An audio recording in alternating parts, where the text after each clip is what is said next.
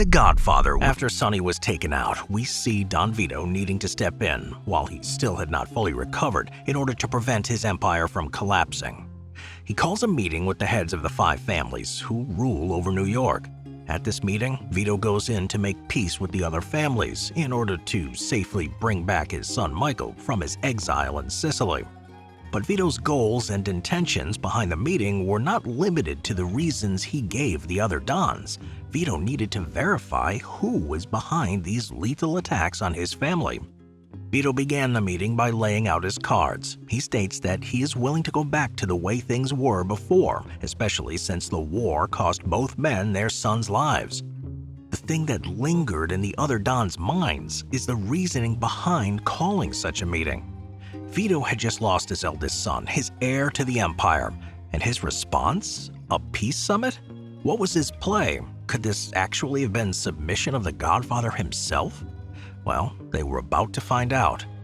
Wanting to continue his grand strategy, Vito reiterates his willingness to concede on this deal, if it meant peace, which is a big deal.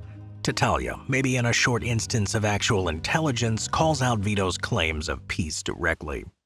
Of course, up until now, it's all well and good to say you want peace and want everything to go back to the way they were before, but what guarantees he won't change his mind later? He wasn't accusing Vito of lying, but bringing up the fact that Vito may have accepted his fate for now. But what if he suddenly feels the urge for revenge? But here, Vito seals the deal. He lays it out for them. Of course, Vito was a reasonable man and a man of honor, but his eldest son was just murdered, so suddenly becoming a pacifist doesn't make much sense. He unveils that his true reasoning behind wanting peace was to bring back his exiled son who had just survived an assassination attempt. Here, Tattaglia is genuinely sold. The fact that the Godfather himself gave his word, swore on the lives of those dearest to him. And Vito wasn't lying, he genuinely meant every word. More on that later, and so this was felt by Tattaglia. But guess who seemed the most skeptical? Of course, Don Barzini. It's quite amusing how in the beginning, Barzini was the light-hearted one, trying to act very level-headed, but by the end, his eyes were like daggers. He couldn't believe what he was witnessing. It was almost too good to be true. Could this actually be the end of the unbreakable Godfather? Did this event really crush Vito that low? Was his reign as the boss of bosses actually over? Well, it would seem so. But as long as Vito was alive, the Corleone family needed to remain alive. What's clear is that coming out of this meeting, there's a new boss of bosses. And so, Vito got the peace he wanted. He was to fight another day. But was he just delaying the inevitable? What was Vito really thinking? For a decade, Napoleon Bonaparte had been the master of Europe. His armies had crushed Austria, Prussia, and Spain, toppling monarchs and redrawing borders at will. And now, in 1812, Russia was next. Napoleon believed he was marching to another swift conquest. His strategy had always been the same: draw the enemy into a battle, destroy them, and dictate the terms of peace. But what if the enemy refused to fight? The Russians, whether by design or disorganization, did exactly that. Tsar Alexander I and his generals didn't have a unified strategy from the outset. Some commanders wanted a decisive engagement, others urged caution. But as Napoleon's Grand Army advanced deeper into Russia, a pattern emerged. The Russians kept retreating. They burned their own villages, destroyed their crops, and abandoned their cities, not necessarily because it was all part of a grand plan, but because they had no better option. Yet, whether intentional or not, this strategy would be the reason they won. The Russian strategy: let the land fight the war. Instead of confronting Napoleon head-on, the Russians withdrew. Every step the Grand Army took deeper into Russian territory, the land itself turned against them. The French, accustomed to living off the land, found only empty villages and scorched fields. By September, Napoleon reached Moscow. Moscow had burned itself to the ground rather than be captured. At this moment, Napoleon still believed he could dictate the outcome. He waited in Moscow, expecting Tsar Alexander to negotiate peace. But no envoy came. Weeks passed, then the first frost set in. The retreat was inevitable. Now, as Napoleon's men turned back, then the Russian army appeared, not in open battle, but as shadows striking at supply lines, ambushing stragglers, picking off the starving, frostbitten men. Napoleon had invaded Russia with 600,000 soldiers. By the time they staggered back across the border, only 60,000 remained. Napoleon had tried to conquer Russia, but Russia itself had conquered him. Interpretation and application. The Russian strategy was not entirely intentional, but it worked. Some Russian commanders had argued for standing and fighting, but logistics, uncertainty, and the sheer scale of Napoleon's invasion forced them into a war of retreat and attrition. It was not a perfectly executed strategy from the start, but as Napoleon advanced, it became clear letting him overextend was the best way to defeat him. Sun Tzu's wisdom proved prophetic. He will win who knows when to fight and when not to fight. In warfare, even an improvised strategy can work if it forces the enemy to fight against their own limitations. In business and negotiation, if a competitor is aggressive, don't meet them head-on. Let them stretch themselves too thin, and they will collapse under their own weight. In life, sometimes survival is the ultimate victory. When faced with overwhelming force, patience and endurance can outlast raw power. Napoleon had come to Russia expecting one great battle. The Russians, whether by choice or necessity, gave him none, and in the end, nothing is what he left with. Not all retreats are strategic. Had the Russians retreated too soon or too often, they could have lost control of their own army, faced internal rebellion, or allowed Napoleon to dictate terms. The key was knowing when to delay and when to strike, ensuring that Napoleon's army was broken before engaging directly. The French had been stronger, faster, more disciplined, but in the end, they never had a chance. Because the Russians, whether by intent or accident, understood the real game. This was never about Moscow, never about land. It was about time. Napoleon could defeat armies, but he could not defeat winter, starvation, and exhaustion. He thought he was fighting a war. Instead, he was walking into a graveyard. Thus, we may know that there are 5 essentials for victory. He will win who knows when to fight and when not to fight. He will win who knows how to handle both superior and inferior forces. He will win whose army is animated by the same spirit throughout all its ranks. He will win who, prepared himself, waits to take the enemy unprepared.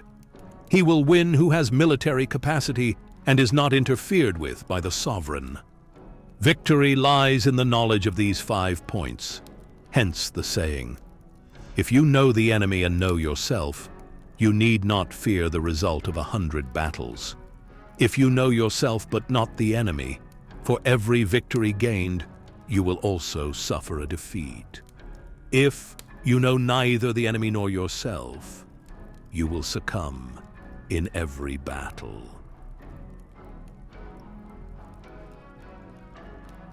Vito knew his position on the chessboard. Continuing this war would be suicide. If he continued this war, the best he could hope for is a Pyrrhic victory. He might win on paper, but the cost would be his sons. So fighting for the sake of it, or to satisfy his urge for revenge, would be futile. He knew the wisest move would be to regroup. It would mean that they would be seen as weak, altering that carefully and painfully cultivated image and reputation he worked so hard to build up. Also, how could Vito fight if he didn't know who he was fighting exactly? Yes, it was Tattaglia, but Tattaglia didn't have the guts, ambition, or even the brains to pull off something like this. Something wasn't adding up. The easiest way to look at this is to ask who benefited the most from this. Well, Tattaglia and Barzini were going to make a ton of money, but that's nothing new. What really changes is the shift of the power dynamics. Barzini was the second most powerful Don in the country. Taking out Vito means he would be the capo di tutti capi. To keep all this as simple as possible, here's what Barzini was thinking. Barzini knew he couldn't take on Vito on his own, but if most of the other families were on his side, well, then he had a pretty good shot. Pretty simple, isn't it? Well, not quite. Here's why. How do you dethrone the Godfather himself? He was known to be a fair and reasonable man with great relations with all. But even putting all that to the side, like what Frankie said, the Corleone family was like the Roman Empire. So he needed to wait. Wait until he saw an opening, a chink in Vito's seemingly impenetrable armor. It took years, but once he saw the slightest hint of weakness in the Don, he pounced. Yet even when essentially conceding defeat, Vito played the long game. He may have lost the battle, but he did not lose the war. Vito was setting up his pieces for one last play, a final move that would. But he could only help with the setup. It would be up to his new heir to see it through. And so, Vito made the wise, logical choice. It must have been extremely hard for him to have to allow. Every second they were alive must have been like a dagger into his heart. Yet he knew if he was to win, he would need to play the long game. The war was not over.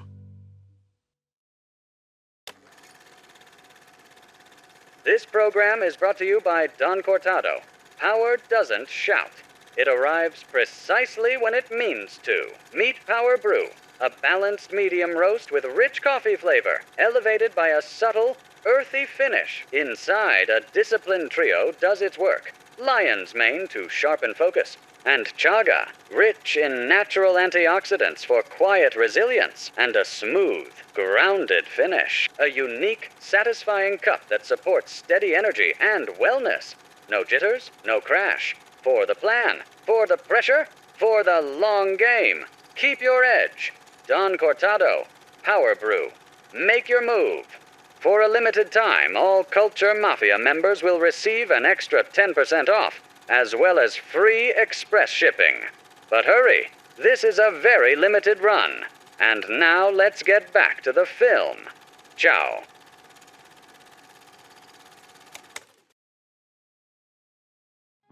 This was one of the most important weapons in Vito's arsenal. Vito had a thorough understanding of his enemies. He wouldn't have been able to pick up on the subtleties we discussed earlier.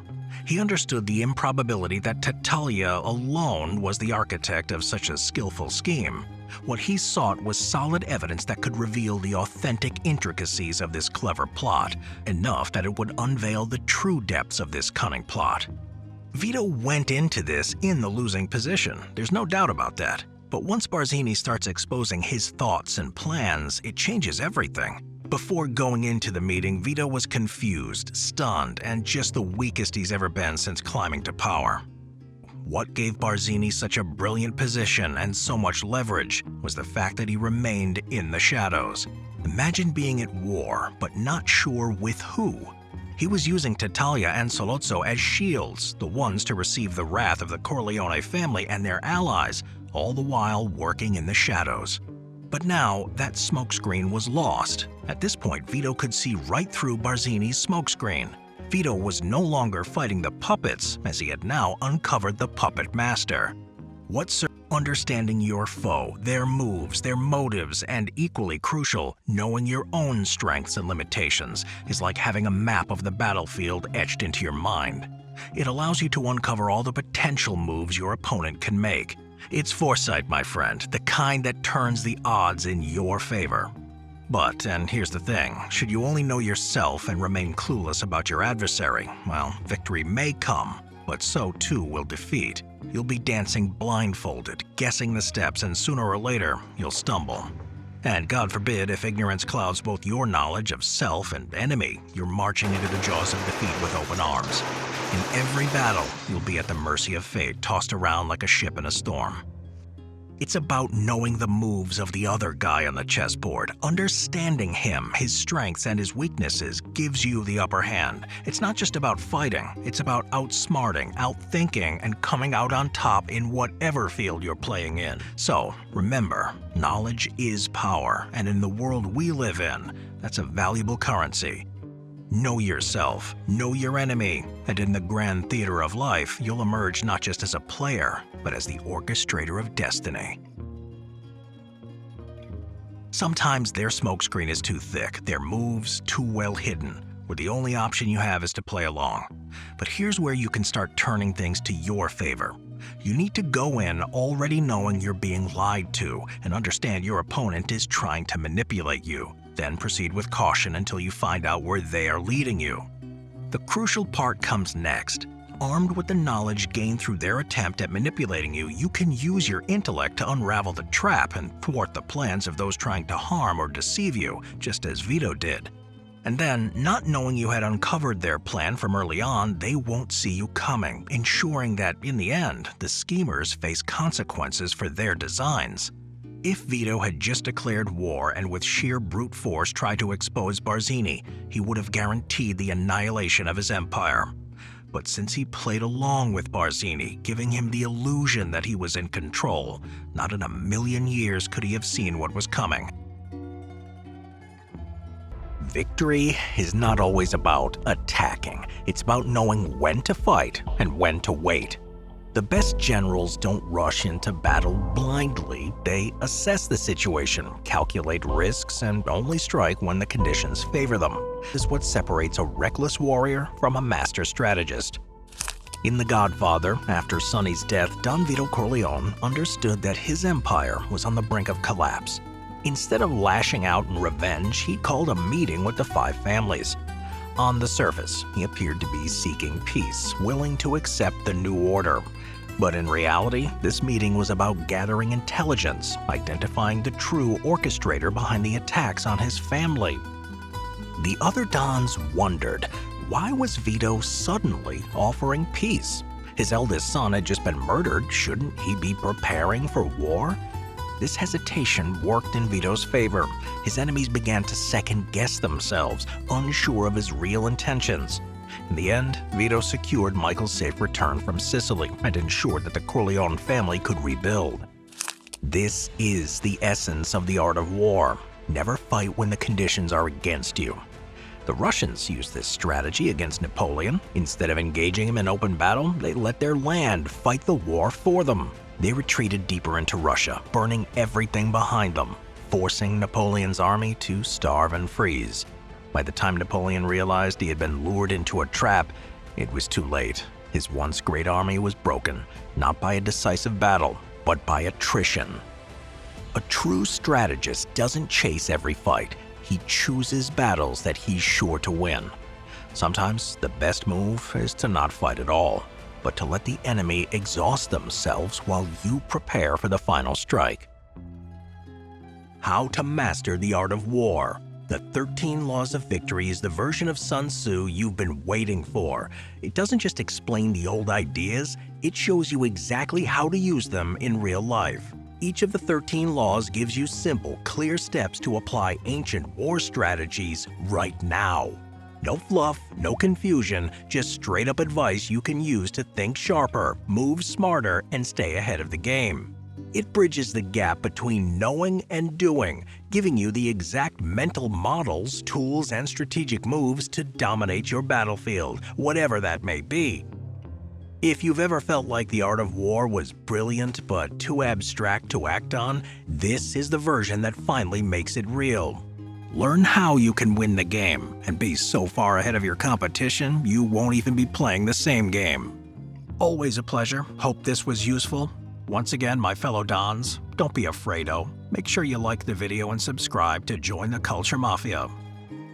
Now, things are really heating up. Time for the next move. Let's head on to the next one. Watch this video next. Ciao. See you there.